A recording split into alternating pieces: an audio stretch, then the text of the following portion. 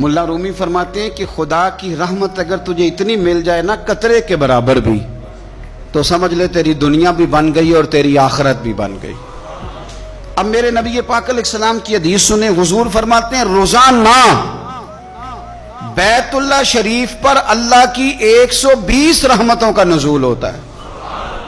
या रसूलल्लाह किस वक़्त होता है? फजर के वक़्त, ज़ोहर के वक़्त, असर के वक़्त, तवाफ के वक़्त, नमाज के वक़्त, कब? तो हुजूर ने तय करके बताया। फरमाया 120 रहमतें अल्लाह खाना काबा पे नाजिल फरमाते हैं। या रसूलल्लाह कब? फरमाया 60 रहमतें तो उन पे बरसती हैं जो बैतुल्लाह का तवाफ करते हैं, और फरमाया 40 रहमतें उस पर बरसती हैं जो हरम शरीफ में नमाज पढ़ता है।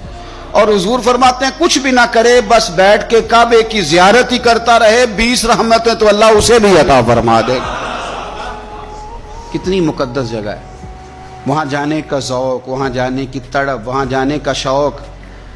उन लोगों से थोड़ा सा शिकवा है जो कहते हैं जी मैंने जी बड़ी राज के ज़ियारत कर लिया, बस राज गए, ख़त्म हो गई बात। सुनो, नबी पाक अलैहिस्सलाम ने 53 साल हयात ज़ाहिरा के वहाँ गुजारे, 53 साल।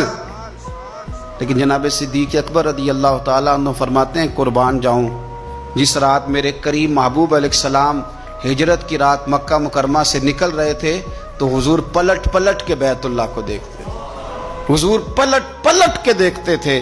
और फिर मेरे महबूब करीम अलैहिस्सलाम ने पलट के काबे की तरफ देख के फरमाया बैतुल्लाह तो मुझे बड़ा ही प्यारा है, तू मुझे बड़ा ही प्यारा है, ए शहर मक्का तो मुझे बड़ा ही प्यारा है। फरमाया अगर मेरी कौम मुझे परेशान न करती मैं तुझे कभी छोड़ के ना जाता।